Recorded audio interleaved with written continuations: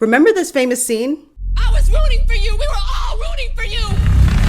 Ah, yes, memories. That was one of the most famous scenes and, dare I say, most controversial moments on the America's Next Top Model series, which debuted, 25 years ago? So like many of you, I tuned in Monday night to Netflix to watch the three-part docuseries titled Reality Check, America's Next Top Model.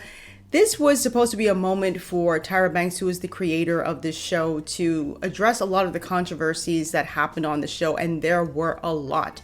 From that famous scene there involving Tiffany, one of the models who was dismissed from the show, to them having some of the girls in blackface, to a girl claiming that she was SA'd, to another girl claiming that she was harassed by a fellow model on the set during a shoot. There were a lot of very controversial moments, and I tuned in because I always wondered what happened to a lot of the castmates, and I wanted to know what happened to the judges, especially the judges J. Manuel and Miss J, and of course Nigel Barker, who were really famous on the show. They were with Tyra, some of them from the beginning, and I thought I would have gotten some clarity on a lot of things, and unfortunately I didn't. I don't know if any of you were into the series. I happened to watch America's Next Top Model in real time while it was playing.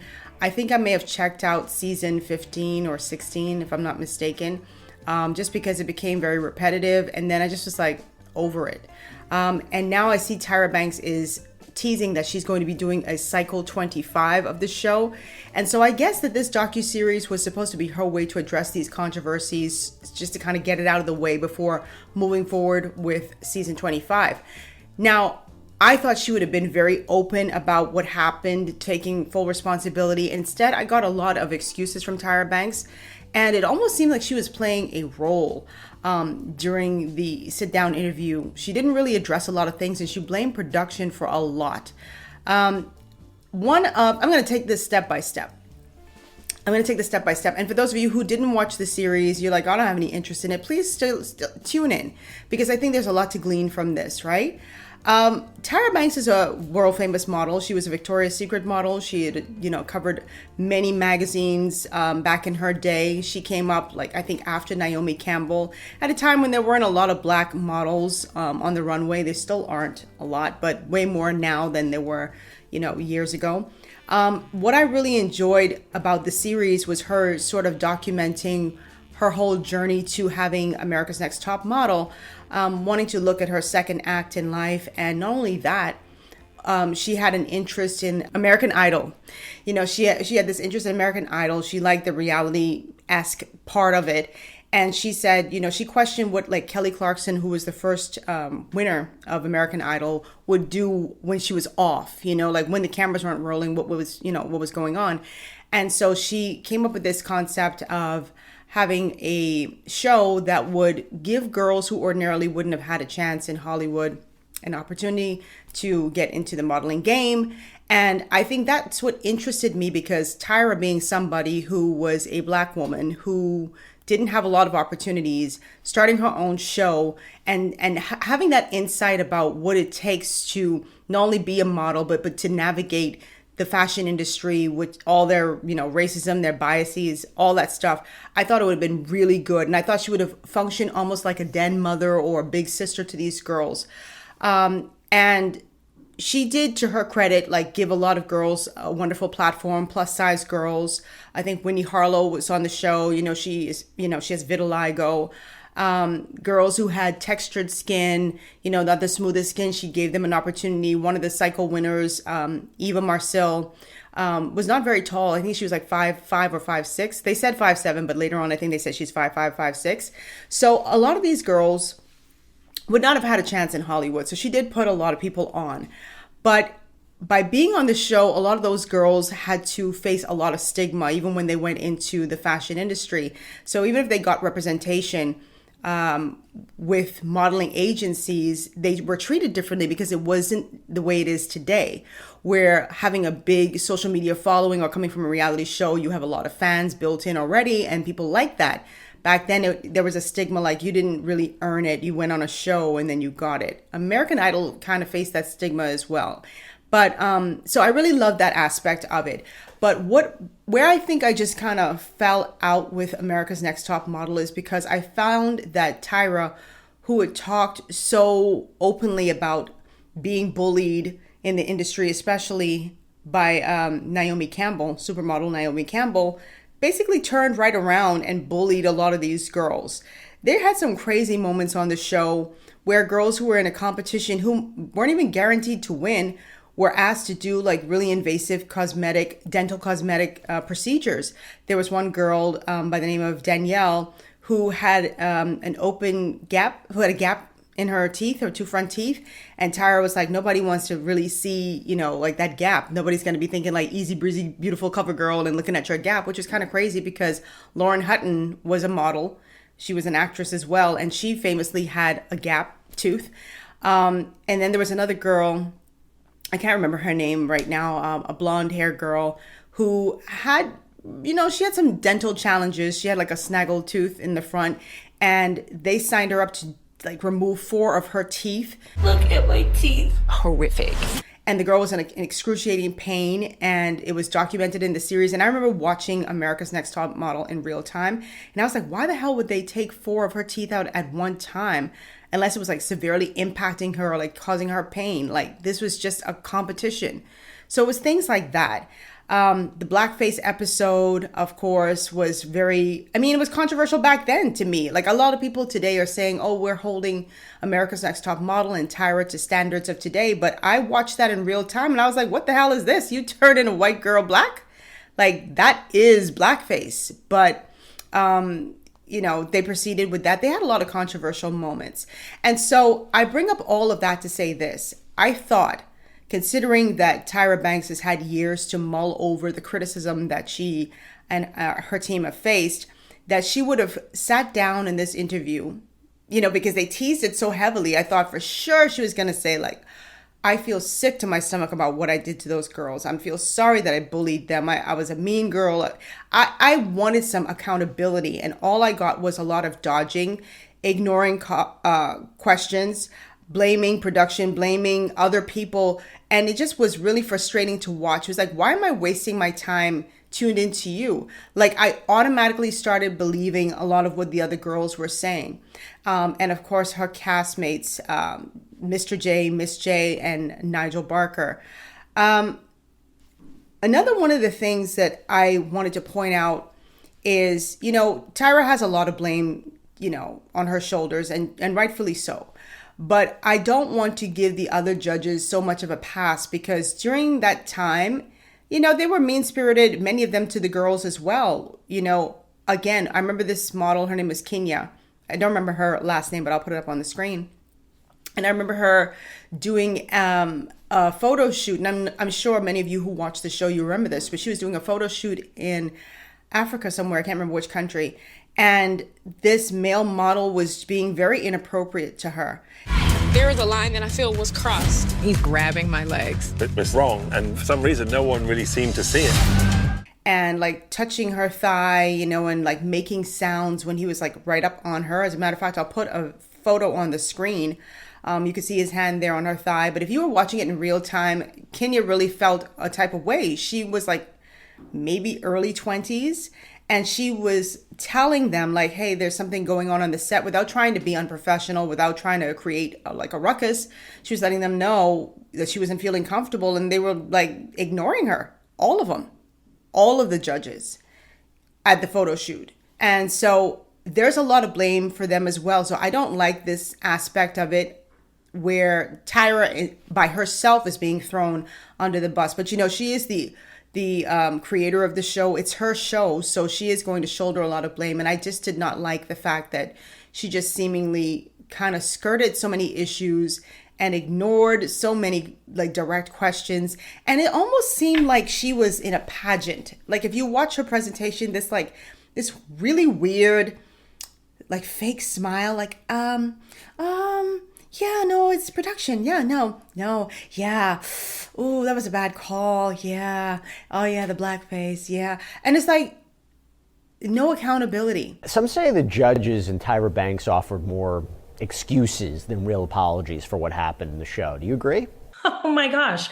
So I'm watching a live with Jay Manuel and Nigel Barker, and they're saying, now's the time maybe for us to make amends. And I was like, okay, great. Let me tune into this documentary and let's see this amends. Let's the apologies. Where is it? Nope, not one. Accountability, nowhere to be found. And I hate that word because I feel like it's overused.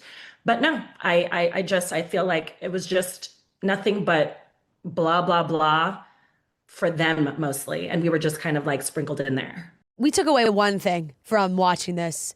Tyra's really not that sorry. And even when things were explained to her, Yeah. It seemed like she almost had a character on the whole time, too. Does that make sense? Like she was like looking in the camera and being like, and she like was model talking smile. Yeah. like this, like she was hosting. Yeah. It just didn't feel real. And it didn't even the feel emotional genuine. stuff after they were all fired. And she was like, and I cried myself to sleep that night. I was like, I don't believe I was you. like, I don't believe you either. Ken, he was definitely not sorry about anything either. I was sort of blown away by watching it because no part of me was watching it going, oh wow, they really know that they messed up sometimes. It felt like everybody else was really open about what was going on, as far as like Miss J and Jim Manuel and Nigel, like all talking about their experiences. But when you see the three of them all together, there's clearly a lot of love still there within the three of them. Not so much Tyra. Yeah. All right, listen up. If you're here, it's because you love the chaos, you love my hot takes, and you like the crazy shenanigans right here on my channel. So I've got something for you. I want you to support the channel by becoming a member. And in return, you get access to extra content, early access, and a few perks that are only for members. Now, I know what you're thinking. Why would I pay for this? Well, you're already on here watching me talk about the internet like it owes me money, so this is just the next step. So here's how it works. There are 5 tiers. The first, professional bystander. As a professional bystander, you get a badge, you get members only posts and access to polls and announcements. Tier 2, you're just here for the hot takes. You get custom emojis, members only comment sections, and exclusive short clips. If you want to step into tier 3, well, that's receipts and reactions. Here you'll get early access to videos, longer members only commentary, and priority consideration for topics. Now he's stepping into tier 4, which is the Bad Decisions Club. Whew. If you're in the Bad Decisions Club, you're going to get members only reaction videos, behind the scenes clips, and an unfiltered members feed. And finally, there's tier 5, algorithm risk. You get everything above plus full access to the members archive, members only live streams, and the ability to suggest topics and get shout outs. So if you like what I do and you want to get more of it, then memberships are the way to support the channel and get a little extra chaos in your life. And if you join, I promise to keep the content coming and to keep the takes hot. So if you want in, hit that join button and let's do this. Like, I don't need her to be performative and I don't need her to take a whip and whip herself, but I need to feel like it just felt fake. Let me just say it just felt really fake. And I just wanted to see somebody who, after all these years, had done some soul searching and realized, like, Lord, a lot of the stuff I did or allowed on my show was really, really messed up. I give her a ton of credit, like I said, for being a visionary and bringing that show forward, because it really was like a hybrid of America's American Idol and like maybe like some sort of like reality show. I don't know what reality show you'd think of, but like we really saw a marriage between seeing them on stage or seeing them on the runway and then seeing them behind the scenes. And it was entertaining. It was really entertaining. I just wish that Tyra would have just been a little bit more forthcoming in her answers. And then to see the way that she treated her fellow castmates, I'm not talking about the contestants, but the judges. And I'm going to start with Mr. J, who was J. Manuel. He's very well known. He was a makeup artist. He was Tyra's makeup artist for years. He has the platinum blonde hair. And I always liked him. He was like the creative director of the shoots. And I liked their chemistry on air. But to find out that he just had started to tire of the show and he wanted to walk away from it, and he emailed Tyra to let her know that he was going to step down, and she didn't immediately respond. She responded like 3 days later with 3 words, just saying, "I am disappointed," and that's it. And then completely froze him out afterwards. And then I think like the the show, like the executives or whatever, they contacted Jay to say, hey, can you just do another season, so it's not like so short notice. But it felt almost like, in his words, like he would have been blackballed, by the industry if he hadn't agreed to stay on for another season. And this is something we hear about all the time, not just in Hollywood, but in the fashion industry. Like, if you don't play the game and you don't do what people want you to do, they will freeze you out. And this is his career. So he agreed to stay on for another year, another season. And after staying on, Tyra just was not even talking to him. And I just was so disappointed to hear that. And when I say she wasn't talking to him, like, they would go on set and she would not even look at him. She would not address him until the cameras were rolling. And that's what I'm talking about. I know some of you will say, well, I don't really talk to my coworkers. I don't have to have a relationship with my coworkers at my job. Yeah, you don't, but you still have to maintain some decorum and be professional, right? You can't just, like, if your coworker says good morning, you just like, I'm not responding. That's unprofessional. You cannot do that. You still have to have some civil discourse with your coworker. And she wasn't even doing that. And what's so fake about it is there was a scene where I think he had asked her a question and she didn't answer. And then when the camera started rolling, she was like super hyped. Like, oh my God. And then she turns to Jay and asks, like, what do you think? And you can see in the scene, like, he's like kind of like off put, like, oh, okay. But he's such a professional. He jumps right in and he answers. But you could tell now in hindsight what that moment was about. And then Miss J, who's the runway coach, famous for her walk, all 6'5" of her, suffered a stroke. I didn't even know Miss J was almost 70, but it makes sense because Miss J was knew Tyra when she was 16 years old. And to this day, they don't even have a relationship. They don't speak to each other, right? And so when Miss J suffered a stroke, she said that Tyra didn't, I think she didn't want Tyra to come at first, but it was like Tyra didn't kind of follow up to say, hey, can I come now? Hey, I just want to check on you to see how you're doing, that kind of way. Because here's the thing.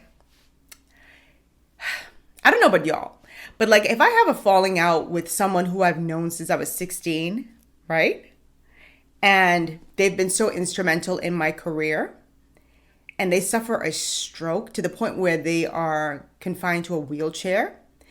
And let's just say they're mad at me. This is just me. Y'all can tell me how y'all feel in the comment section. But let's just say they're mad at me and they're like, I don't want you to come to the hospital. Or I don't want to see you. I don't just go, well, they said they don't want me to come to the hospital. They don't want to see me. I'd be like, they need some time. Let me give them some time. And then I'll try again. And then if they still say no, I'll be like, okay. And then I'll try again later on. Like, because if you meant that much to me. But it just seemed like for me, the cast was just a means to an end. And I know a lot of folks will say, well, that's just the business of it. But these weren't random people who she just hired. These were people who were in her personal space, who were instrumental in her life when she was a model. I don't know so much about Nigel Barker, but definitely the two J's for sure. And so that was really disheartening to see. And it was hard to watch some of the girls who talked about their journey and how Tyra just didn't help. And like I said earlier, a lot of the girls talked about going to modeling agencies, and they just were like, they couldn't do anything with them because a lot of the photos that we thought were so great on the series when it was out, a lot of those photos were just overproduced, and that's just not what they want. In their portfolio, they just don't really resonate. If you look at like high fashion models, they don't have like these oversaturated pictures and, a lot of heavy makeup and stuff. It's always like kind of minimalistic and striking because they don't want anything on your face unless you're selling makeup to distract from the product you're selling. If you're selling a purse, but your face is so beat, they're going to look at your face and not the purse or the shoes or the clothes. And so a lot of those photo shoots they could not use. Also, I see a lot of content creators were not a fan of the show, not the series itself, but the docuseries, because, and rightfully so, because I just felt like I liked it. I thought it was well produced, and it really gave me insight to what the girls went through, and of course the fellow judges. But I just was left wanting more because I was like, Tyra, you're not answering anything. Like when they did the promo, and this was the promo. I haven't really said much, but now it's time. She's like, I haven't said anything, but now it's time. It's time. When I hear it's time, I'm thinking she's just gonna blow the whistle on everything and just say everything what she was going through. You know, just take accountability. And there was just none of that. And I feel, again, that this was just an opportunity to say, hey, I did a docuseries to get people primed and ready for cycle 25. And yeah, I addressed some things, and then that's it, and we move forward. And it's not flying with me. And again, I look at Tyra and I hold her to a higher standard, because I remember her having her daytime talk show, and she had Naomi Campbell on the show, and she just kind of like dressed Naomi down, or at least attempted to, because Naomi, you know, she can't really dress her down. She don't play. But just sort of like being so much in Naomi's face, like, no, you did this and you said this and this is how it made me feel and all that stuff, like really confronting her bully. And then she just turned right around and did that to so many girls. Anyway, I wanted to weigh in on this. I know that this is not typically what you guys see on my platform, but I really felt a type of way. I'm not gonna lie. I just felt like great docuseries, but what a waste of time in one respect, because Tyra she might as well have not been there. They would have done better just talking to the other judges and talking to the girls. That's it. Because Tyra was just a waste of time, and sadly so. Anyway, if you watched it, let me know what you think. Will you be tuned into cycle 25? I don't think they have a distributor yet, but she teased that it's coming. Will you be tuned into it? And again, for those who say, oh, you know, it's unfair to hold the show to a higher standard now because the times are different today and what we're tolerant of is much different than it was, 20, 25 years ago. I will push back on that a bit and say that even 20, 25 years ago, there were people, even though social media wasn't popping the way it is now, there were people who were really upset about, like the blackface situation. There was a girl who is now deceased. I remember this was another controversial shoot. Her friend had died from a heroin overdose. And then I think they forced her to take a photo inside of like a coffin. And that's another thing. I know I was going to wrap up, but I have to say this again. Like, I didn't like how it was so focused on just good television. And it just seemed like it had no ethics. There was a woman whose mother had been unalived. You know, I have to use this word from YouTube. Unalived. She was shot in the head. And they had her daughter, who was the contestant, do a scene where she was, the scene was like a similar scene, like a crime scene where she was also shot in her head. And I'm like, y'all just sick. Like, for me as a human being, I'm not going to do that. So they ask you in the beginning, tell us about your childhood. Oh my God, that must have been so tragic. Yeah, let's just do a scene where she's shot in the head. Yeah. Your mom died? Let's do a scene like that. Your friend died from a drug overdose? Let's put her in a coffin. And it's like, at the time, I was like, y'all ain't for doing that. So I disagree with those who say, oh, y'all just so pressed because it's a different time now. No, ma'am. No, sir. There are many of us who at the time thought that was just ridiculous. And so do I have an interest in cycle 25? I don't. Because like I said, I checked out. I don't remember which cycle I checked out of. But I know I wasn't there for no cycle 17, 18, 19, 20, 21, 22, 23, 24. I wasn't there. Because I think at one point they had men models instead of the women. Anyway, drop your comments down below. Let me know what you think. Will you be tuned into cycle 25? For those of you who watched, what did you think about Tyra's performance? If you felt like she did a good job and she answered the questions to your liking, say that. And if you felt like she didn't, please say that as well. Follow me on Instagram at thisbohemiangal, on my blog at thisbohemiangal.com, on TikTok at thisbohemiangaltbg. And if you'd like to contribute to this channel, please become a channel member, or you can buy me a coffee. All the details are below in the description box. I will see you all in the next episode. Bye. Love me or hate me.